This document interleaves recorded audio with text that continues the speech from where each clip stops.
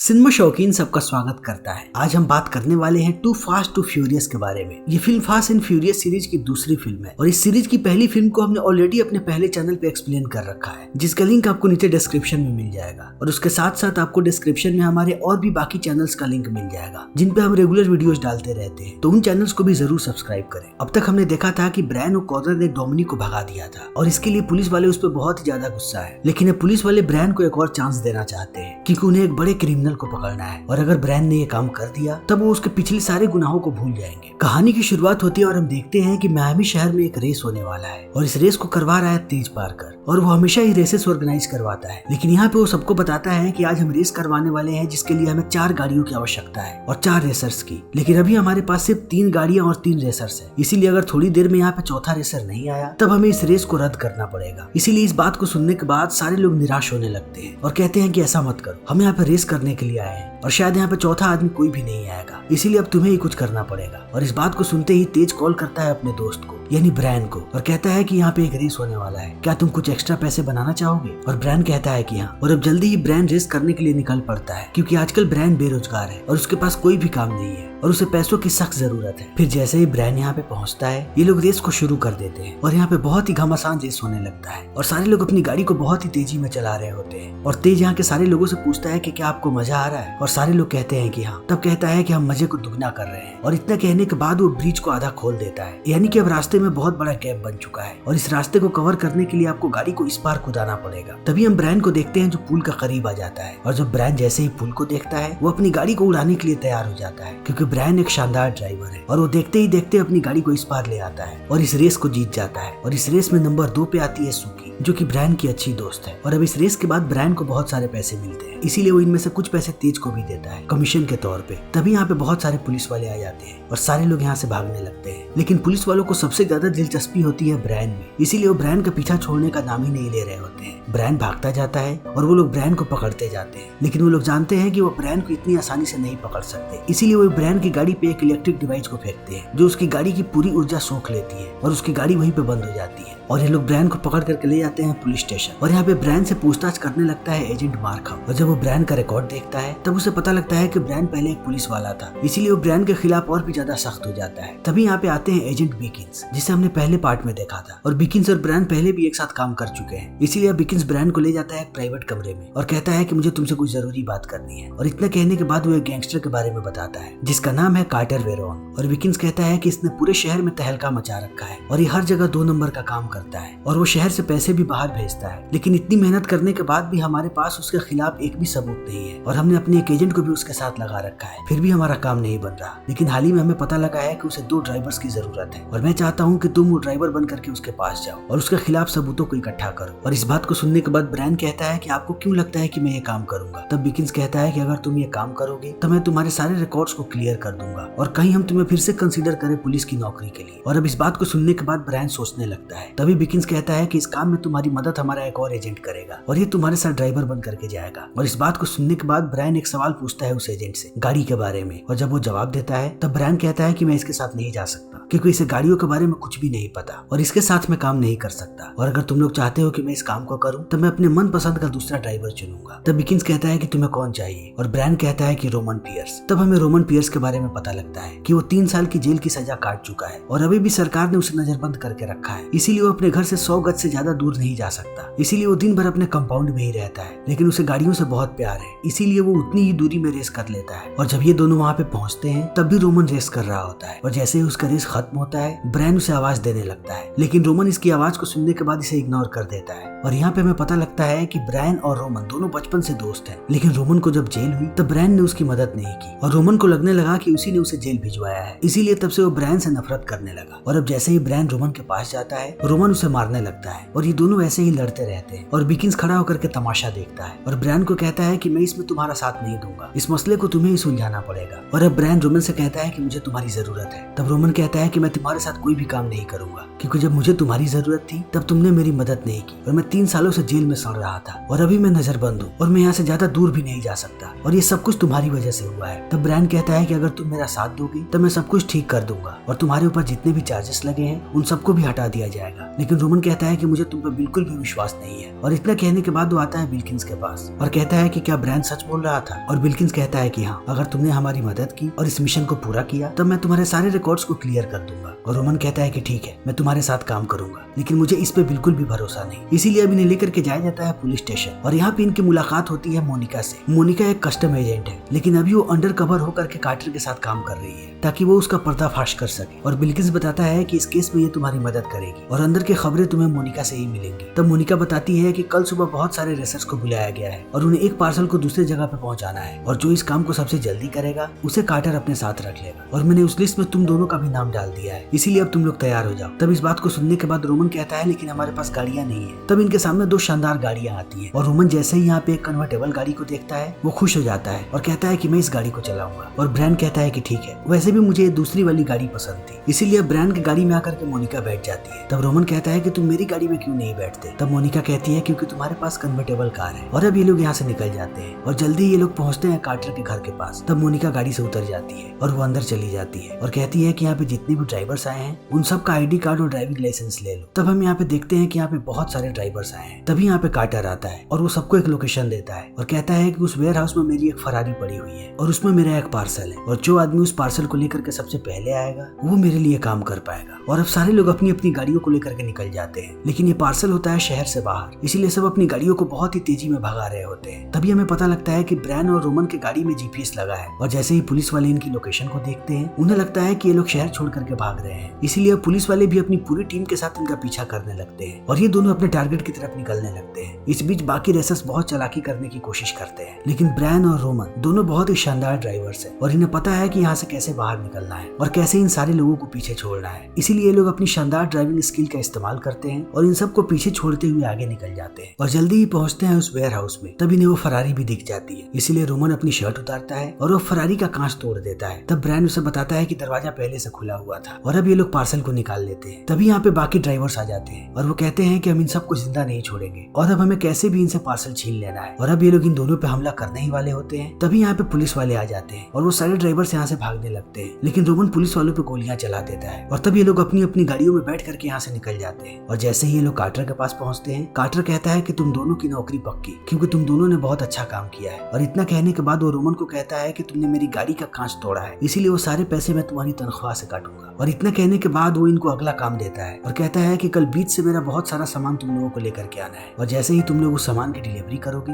मैं तुम लोगों को $1,00,000 दूंगा। और इस बात को सुनने के बाद रोमन कहता है कि हमें अभी कुछ पैसे चाहिए। और इतना कहने के बाद वो कार्टर की जेब में हाथ डालने लगता है और इस बात से कार्टर भड़क जाता है और कहता है कि ऐसा दोबारा कभी मत करना। और वो रोमन को ये भी कहता है कि तुमने मेरा कटर चुराया है, इसीलिए उसे वापस ले जाकर के टेबल पे रख दो। और कार्टर अब ब्रायन से कहता है कि आज रात में एक पार्टी दे रहा हूँ, इसीलिए तुम लोग भी उस क्लब में आ जाओ। लेकिन अब ये लोग क्लब में जाने से पहले पहुंचते हैं तेज पार्कर के पास और उसे बताते हैं कि हम दोनों की गाड़ियों में GPS लगा है, इसीलिए क्या तुम उन्हें निकाल सकते हो। लेकिन जैसे ही पार्कर का मैकेनिक इनकी गाड़ियों को देखता है वो कहता है कि इस गाड़ी के हर एक कोने में GPS लगा है, इसीलिए इन GPS को निकालने में हमें बहुत वक्त लगने वाला है। और ये लोग कहते हैं कि वक्त की कोई प्रॉब्लम नहीं है, जितना समय लेना है ले लो, लेकिन GPS निकाल दो। और इतना कहने के बाद ब्रायन तेज को कहता है कि रोमन तुम्हारे पास रहेगा, क्योंकि इसके पास अभी रहने की कोई जगह नहीं है। और पार्कर कहता है कि ठीक है। तभी इन लोगों की नजर पड़ती है बाहर और ये लोग देखते हैं कि 2 लोग इनका कब से पीछा कर रहे हैं, इसीलिए अब ये दोनों पहुंचते हैं उनके पास और पहले उन्हें पकाते हैं और उसके बाद शराब छिड़क करके उनकी गाड़ी पे आग लगा देते हैं और कहते हैं कि दोबारा हमारे पीछे मत आना। और इतना कहने के बाद ये दोनों पहुंचते हैं पुलिस स्टेशन, जहाँ पे जैसे ही एजेंट मार्कम इन्हें देखता है वो रोमन पे गुस्सा हो जाता है और उसे मारने आ जाता है और कहता है कि इस आदमी ने मुझ पे गोली चलाई। तब ब्रायन कहता है कि अगर वो तुम्हें मारना चाहता तब तुम अभी तक जिंदा नहीं होते, उसने बस दिखावे के लिए गोलियां चलाई, वरना हम पे शक हो जाता। और तुम लोगों को क्या लगा कि हम लोग भाग रहे हैं? अगर हम लोग इस काम को कर रहे हैं तब तुम लोगों को हम पे विश्वास रखना पड़ेगा। और इतना कहने के बाद ये दोनों वापस चले जाते हैं। तब ये लोग तेज से कहते हैं कि अब हमें 2 नई गाड़ियां चाहिए जो बिल्कुल शानदार हो। और तेज कहता है कि जुगाड़ हो जाएगा, लेकिन उसके लिए तुम दोनों को रेसिंग करनी पड़ेगी। और इतना कहने के बाद वो 2 और रेसर्स को बुलाता है जिनके पास 2 गाड़ियां होती है और यहाँ पे यही शर्त लगती है कि जो टीम हारेगी उसकी दोनों गाड़ियां दूसरी टीम ले लेगी। और ये रेस बहुत ही अलग होने वाला है। पहले एक एक लोग आगे जाएंगे और जिसका साथी पहले कंप्लीट करेगा उसका दूसरा साथी फिर से शुरुआत करेगा और दूसरा जो पहले खत्म करेगा वही विजेता होगा। इसीलिए अब रोमन शुरुआत करता है और ये लोग अपनी गाड़ियों को बहुत ही तेज भगाने लगते हैं। लेकिन थोड़ी दूर जाने के बाद रोमन की गाड़ी लड़खड़ा जाती है क्योंकि दूसरे वाला रेसर इसके साथ चीटिंग करता है। इसीलिए रोमन की गाड़ी फंस जाती है और रोमन हार जाता है और इनके सामने वाला व्यक्ति जीत जाता है। तब उसका पार्टनर अपनी गाड़ी लेकर के आगे निकल जाता है। तभी रोमन भी डेडलाइन पे पहुंच जाता है। इसीलिए अब ब्रायन भी निकलता है और ब्रायन अपनी गाड़ी को बहुत ही तेजी में भगाता है और वो सामने वाले रेसर को ऐसा चकमा देता है कि वो एक ही जगह पे घूमता रह जाता है और ब्रायन इस रेस को जीत जाता है। और इस रेस को जीतने के बाद अब इनके पास 2 और गाड़ियां हैं। इसीलिए अब ये लोग पहुंचते हैं कार्टर की पार्टी में और ये लोग मजे करने लगते हैं। तभी ब्रायन की मुलाकात होती है मोनिका से और ब्रायन और मोनिका बातें करने लगते हैं और ब्रायन यहाँ पे मोनिका को धीरे धीरे पसंद करने लगा है और मोनिका भी ब्रायन को पसंद करने लगी है। इसीलिए दोनों जब बातें कर रहे होते हैं तब बहुत ही खुश नजर आते हैं और कार्टर इन चीजों को देख लेता है। इसीलिए वो इन्हें अंदर बुला लेता है क्योंकि कार्टर भी मोनिका को पसंद करता है। इसीलिए वो नहीं चाहता कि मोनिका किसी और से बात करे। और जब ये लोग अंदर आते हैं तब कार्टर रोमन और ब्रायन से कहता है कि कल तुम्हें मेरा काम करना है। तब रोमन पूछता है कि क्या वहाँ पे पुलिस वाले नहीं होंगे और इस बात को सुनते ही कार्टर कहता है कि मेरे साथ आओ, मैं तुम्हें कुछ दिखाना चाहता हूँ। और अब ये लोग जाते हैं इस क्लब के VIP लाउंज में और यहाँ पे कार्टर के आदमी मियामी पुलिस डिपार्टमेंट के एक जासूस को पकड़ करके लाते हैं जिसका नाम है व्हीटवर्थ और पूरे मियामी पुलिस को यही खबरें देता है। इसीलिए अब कार्टर इसे टॉर्चर करने लगता है। वो पहले उसके पेट पे एक चूहा रखता है और उसके ऊपर से एक बकेट रख देता है और फिर वो बकेट को गर्म करने लगता है। इसीलिए अब चूहा इस आदमी का पेट काटने लगता है और वो आदमी दर्द से कराहने लगता है और कार्टर कहता है कि तुम जब तक मेरी बात नहीं मानोगे तब तक ये चूहा तुम्हें काटता रहेगा और अंत में तुम्हें मार देगा। इसीलिए वो आदमी डर जाता है और कार्टर को कहता है कि ठीक है, बताओ क्या करना है। तब कार्टर कहता है कि कल तुम पूरे मियामी पुलिस को 15 मिनट के लिए गुमराह करोगे, तब तक मेरे आदमी अपना सामान लेकर के यहाँ पे आ जाएंगे। और व्हीटवर्थ ना चाहते हुए भी कहता है कि ठीक है, मैं ऐसा करूंगा। लेकिन अब इस चीज को देखने के बाद रोमन और ब्रायन डर जाते हैं और अब कार्टर कहता है कि हमारा रास्ता साफ है, तुम्हें कल बस मेरा सामान लाना है। लेकिन अगली सुबह जैसे ही ब्रायन की आंख खुलती है वो अपने सामने मोनिका को पाता है और मोनिका ब्रायन को कहती है कि मैंने उन लोगों को बात करते हुए सुना कि जैसे ही तुम लोग कुरियर ला करके कार्टर को दोगे उसके दोनों बॉडीगार्ड्स तुम दोनों को मार देंगे। इसीलिए मैं चाहती हूँ कि तुम दोनों अभी भाग जाओ। और अब इनकी बातें चली रही होती है तभी यहाँ पे कार्टर के दोनों बॉडीगार्ड्स आ जाते हैं और रोमन उन्हें रोकने लगता है। इसीलिए वो लोग रोमन से भिड़ जाते हैं। तभी ब्रायन भी बाहर आ जाता है और वो भी इनसे लड़ने लगता है लेकिन वो लोग नहीं मानते और वो घर की तलाशी लेने लगते हैं। तब तक मोनिका यहाँ से भाग चुकी होती है। लेकिन अब ब्रायन इन दोनों पे बहुत ही ज्यादा गुस्सा होता है कि आखिर तुम लोग मेरे घर के अंदर घुसे कैसे। तभी यहाँ पे कार्टर आ जाता है और वो इन दोनों को कहता है कि मेरे दोनों बॉडीगार्ड्स कल तुम दोनों के साथ होंगे और तुम्हें बहुत मजा आएगा। इसीलिए अब ये लोग इस काम को करने से पहले जाते हैं पुलिस वालों के पास और उन्हें पूरी बात बताते हैं कि कल हम एक जगह से बहुत सारा पैसा उठाने वाले हैं और वो सारे पैसे हम ले आकर के देंगे कार्टर को और कार्टर ये देश छोड़ देगा। तब पुलिस वाले कहते हैं कि एकदम सही प्लान है, तुम लोग वो सारे पैसे लेकर के आओगे उस जगह पे जहाँ से वो उड़ान भरने वाला है, क्योंकि वो उड़ान भरेगा हवाई अड्डे से और वो जैसे ही पैसे तुम लोगों के हाथों से लेगा हमारे पास सबूत हो जाएगा और हम उसे गिरफ्तार कर लेंगे। और अब सारे लोग इस चीज को लेकर के तैयार हो जाते हैं। तभी हम ब्रायन और रोमन को देखते हैं और ये दोनों अपना दिमाग लगाते हैं और कहते हैं कि अगर हम पुलिस वालों के चक्कर में पड़े तब हम कार्टर के हाथों मारे जाएंगे। इसीलिए अब हमें अलग प्लानिंग करनी पड़ेगी। फिर ये लोग अपनी प्लानिंग करते हैं और अगले दिन पहुंचते हैं उस जगह पे